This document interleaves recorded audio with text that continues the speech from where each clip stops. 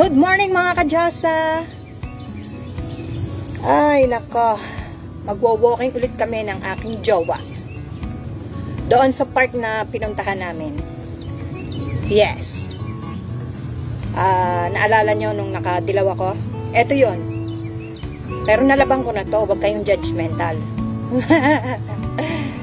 Ay nako, hindi pwedeng hindi kami lalakad pag Sunday. Yes, today is Sunday. 2 beses kami naglalakad sa loob ng 1 linggo.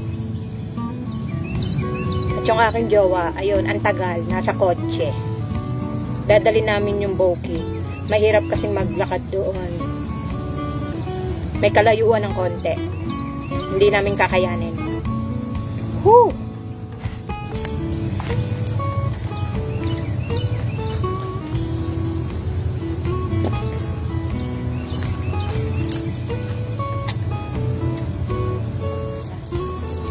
We're here na in the park, mga kadyasa. Come here, my love. Come on. You have a joke? No joke.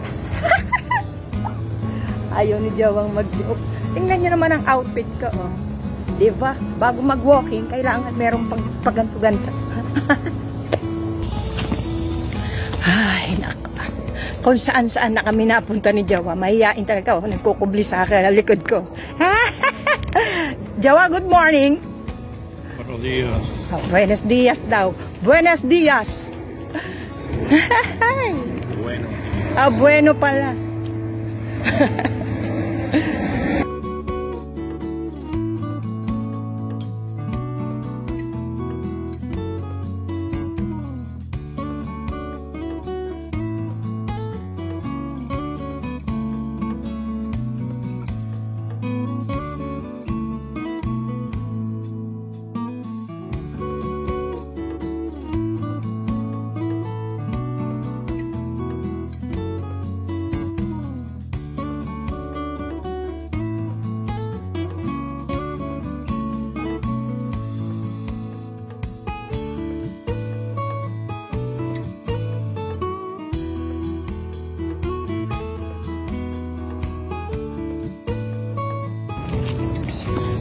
Pabalik na kami ni Jowa. Nakikita nyo ba yan? Yan ang nilibot namin. Oh. Oh. Ayan. Whew. And then, pupunta kami sa Rite Aid to pick up my medicine. Oh, diba? Nag-English na naman ang demonyita. Ay, naka, napakainit. But, okay lang. Whew. And then, pupunta ako ng ShopRite. Bibili ako ng saging. Hindi ako interesado sa laman ng saging. Sa balat lang ng saging ako interesado. Ipapaliwanag ko sa inyo kung bakit. Dito na kami sa Rite Aid. Sasamahan ko ang aking jowa. Baka mawala. Hindi siya pwedeng mag-isa. Hindi siya makakawala sa akin. Sundan natin siya kung saan siya pupunta. Ayan na naman siya, oh. Sundan natin siya. May binabalak na naman siya, eh. Hey.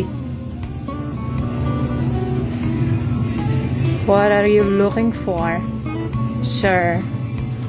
Can I help you, sir?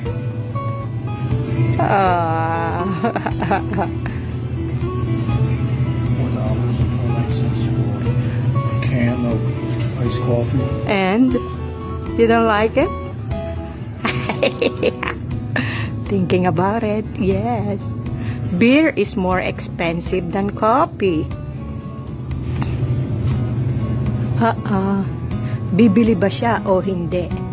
Ayan ang gininto ang tanong. Anong hula nyo? Bibili siya o hindi? Your time is up. Okay, bibili siya. Yes, show me. 379. Diba? Bibili rin pala, eh. Ang tagal mag-decide. Wala nang laman ng Rite Aid. Magsasara na yata sila. Yun ay according to Jowa. Nagsasara na kasi yung ibang Rite Aid dito. Ang dami naming napamili. Eto, binili ni Jowa sa sarili niya. Eto lang ang binili ko sa ShopRite. Naghiwalay kami. Tapos, nauna pa siyang matapos. Naglakad-lakad ako sa loob. Baka may maispatan pa eh, di ba? Ayan, nahulog pa. Yari. Buti hindi sumatog. Di ba, sabi ko sa inyo, interesado ako sa balat ng saging. Yes, dahil magaling siya sa buhok. Pag ang buhok nyo ay nalalagas, kailangan nyo ng balat ng saging. Yes, at effective siya. Ihiwa-hiwain nyo siya ng maliliit.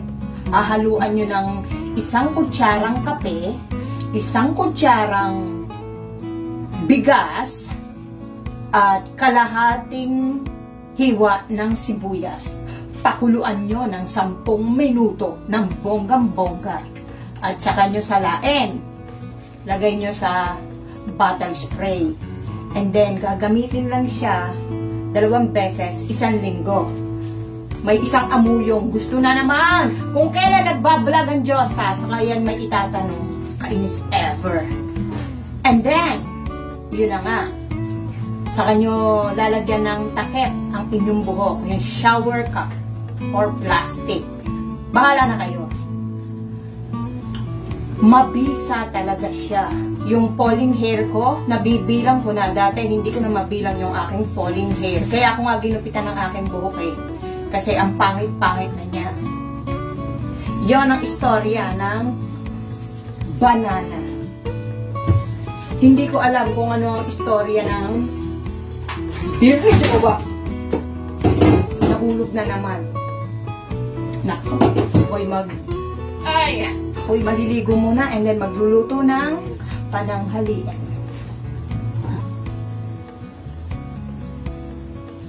Wag na raw magluto ng pananghalian.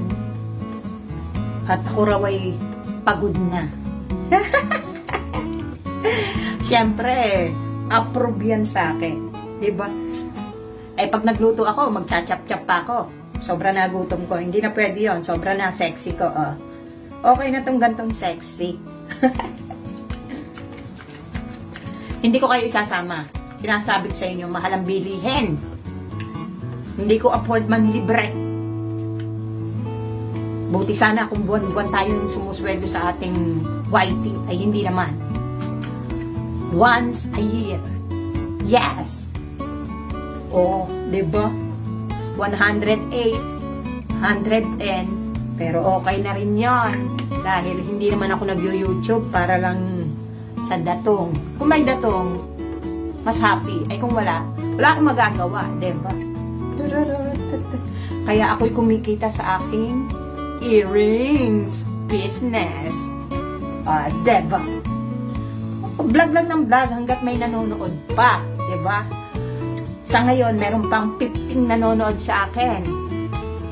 Masaya na ako noon. Hindi bokya. At least may gusto pa rin makakita ng aking kagandahan. Ay, naka. Kung saan kami kakain, hindi ko pa alam. Iintayin ko pa ang aking jowa. Naliligo rin siya. Sabi ko kasi, sumabay na sa akin. Mahiyain. Nandito na ako sa labas at ang aking jowa ay alam nyo na. Nagtapo na naman ng basura. Ako'y gutom na. Sabi ko, bilisan eh. Paano ba naman? Yan ano. Hindi ako nakakaalis ng walang kwintas, walang hikaw, walang relo. Nagsusuklay pa lang ako ng buhok. Ikinakabit na yung aking kwintas. Sinusuot na yung aking relo. Yes! Sabi niya, kailangan ko raw yun. Hindi kasi ako mahilig sa mga kulurete. Ang gusto ko lang hikaw. Yan. Relo, nakakaalis ako ng walang relo. Pero kwintas, ayoko nung may mga nakasabit-sabit. Ang dami kong kwintas, hindi ko naman ginagamit. Ginagamit ko lang pag aalis. Yeah, pag naalala ko. Pero kalimitan, si jowa ang kumukuha kasi nasa iisang box siya kasama yung kanya relo. Ay nako. Ay, nagpapalamig na naman ng kotse. Pasensya na kayo sa ingay ha. May nag-momow ng grass. Kakain pala kami sa Manila Cafe. Diba? Ang aking apam ay Pilipino ang dila. Ay, grabe siya. Ayan na siya. Guwapo.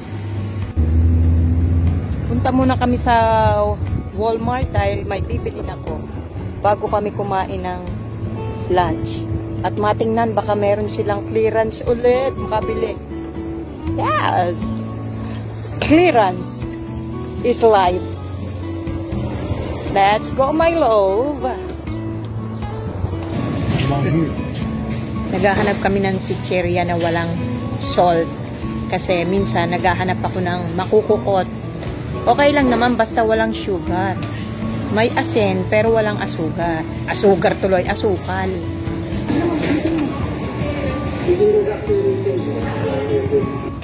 Nandito na kami. Ang lakas ng ulan. Tinatamad akong mag-vlog. Pero papakita ko sa inyo ang aming food. Ayan siya, oh.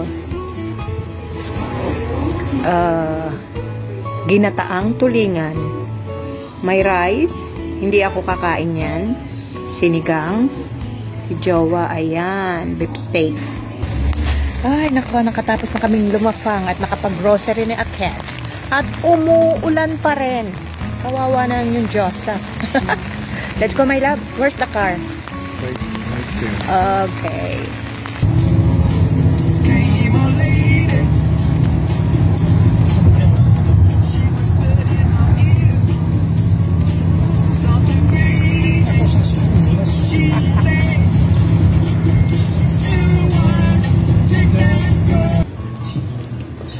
Nakauwi din kami. Grabe, ang lakas talaga ng ulan. Ayan si jowa. Nasa kotse pa. At meron akong na-grocery sa Walmart. Ay, nako.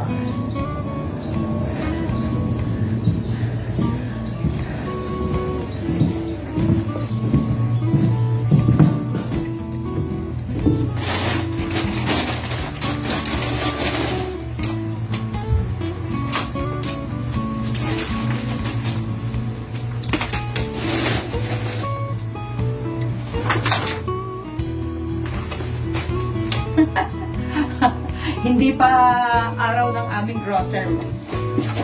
Ang dami ko na namang bit-bit. Kasi sabi ko sa kanya, huwag kaming lalabas para hindi kami nakakabili. Ay, yaya ng yaya. Ayan. Pagkatapos lumapang sa Manila Cafe, ang lakas kasi ng ulan kaya tinatamad ako mag-vlog.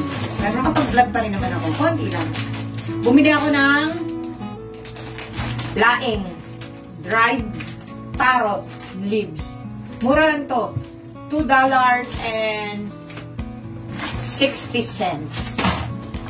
At syempre, green mango. Mango tuloy. Mongo. Para pag gumagawa ako ng lumpiang toge. Yes. And then gusto raw itry ni jowa ang Lady's Choice tuna spread. Ang mahal, $4.40. At yung kanyang favorito, pinagsama yung paborito and favorite. O, di ba, bongga?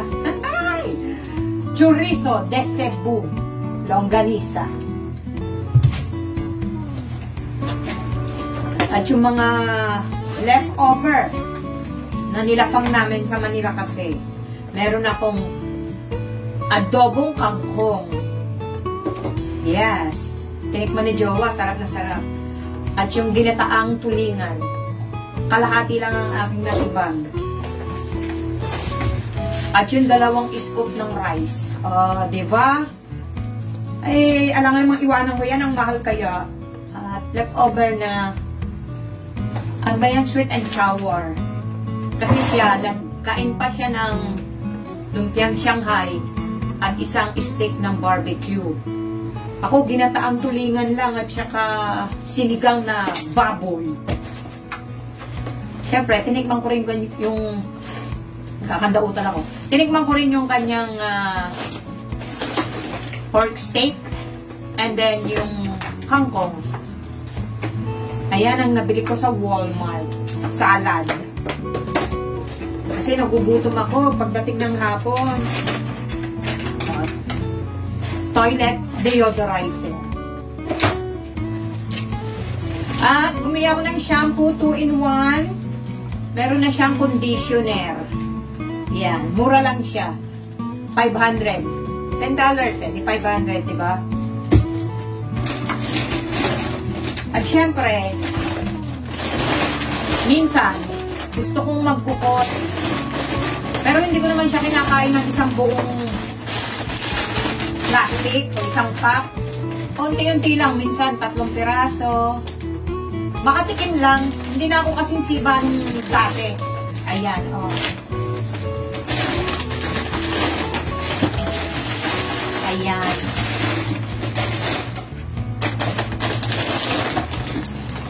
At ang cheese pops. At ang aking jowa ay hindi pa dadaig. Meron niyang mga pie. Pumpkin pie, apple pie, lemon pie. Dinidigay ko yung lagi na lang may nahuhulog. Dumidigay ako yung ginataang tulingan. Sarap. Yeah, kahit hindi pa araw ng grocery, basta't napalabas. Bumili ako ng green beans. Ubus na yung aking green beans. At isang celery. Alam nyo naman, pananghalian ko celery. Mga gulay-gulay. Lettuce. At pag sinabing Walmart, chicken, isang buo. And then, bumili ako ng baby carrots. At 2 spring roll from Walmart. Ayan, grabe na i-fetch. Ay, nako. Ako'y magmiminatamis pa ng saging. Matandaan nyo yung saging na binili ko kanina.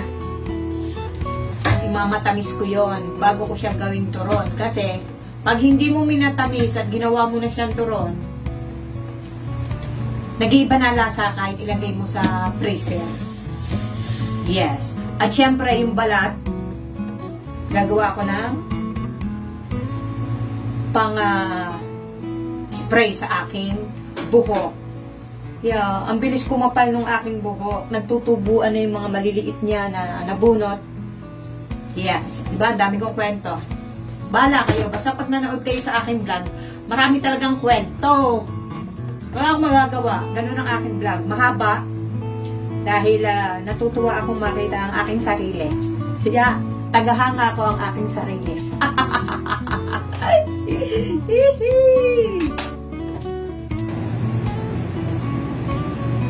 Maluluto na yung aking minatamis na saging. Gusto niyo ba makita? Okay. Ito na yung aking minatamis na banana.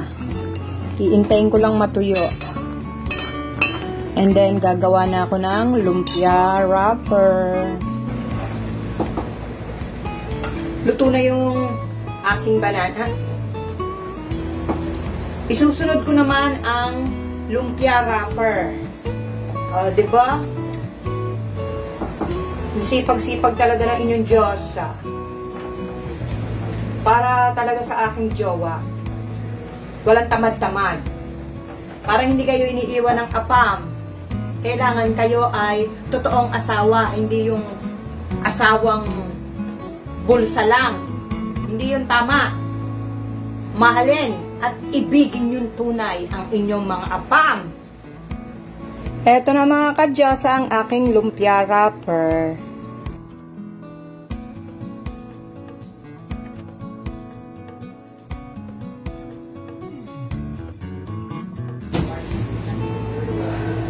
Ay, naka. Natapos din yung aking turon. Ngayon naman, ipapakita ko sa inyo kung paano ginagawa yung aking nilalagay sa aking buhok para hindi na siya malagas. Yes.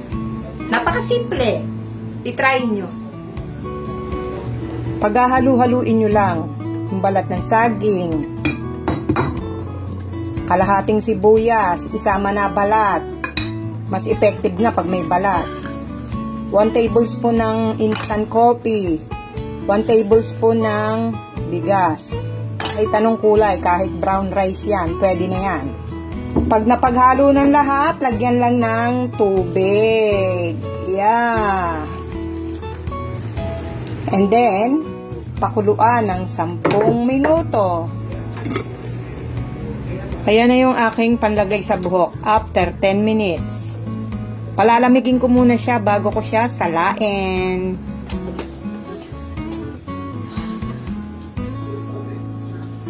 Ay, finally nakaraos. Pagod man, happy pa rin.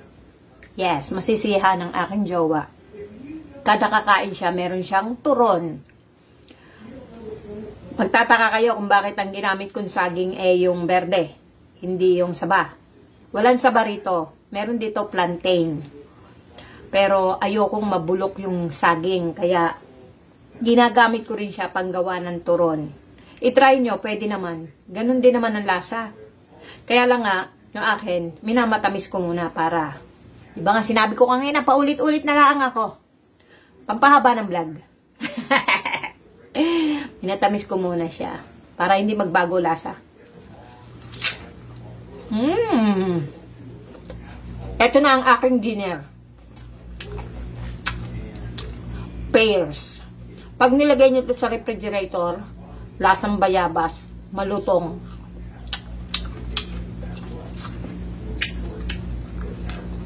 Makakagawa na ako ng aking earrings. Yes.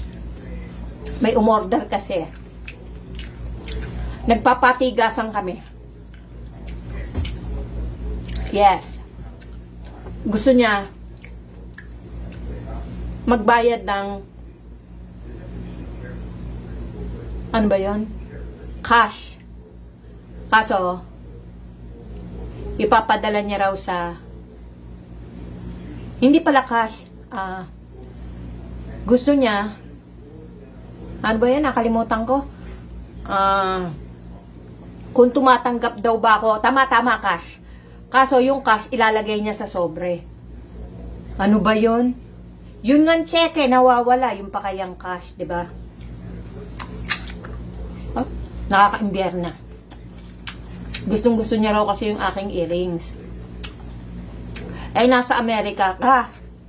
Kaya nautan tuloy ako. Nasa Amerika ka, alam mo ang kalakaran pag nasa Amerika. Credit card. Ano kaya PayPal? Hindi naman pwede ilalagay mo yung cash sa loob ng sobre at saka mo ipapadala. Ano ba yan? Di mawawala yun, di ba? Taga Ohio? Yeah. But anyways, hindi ko ipinadala. Bahala siya. Thanks for watching.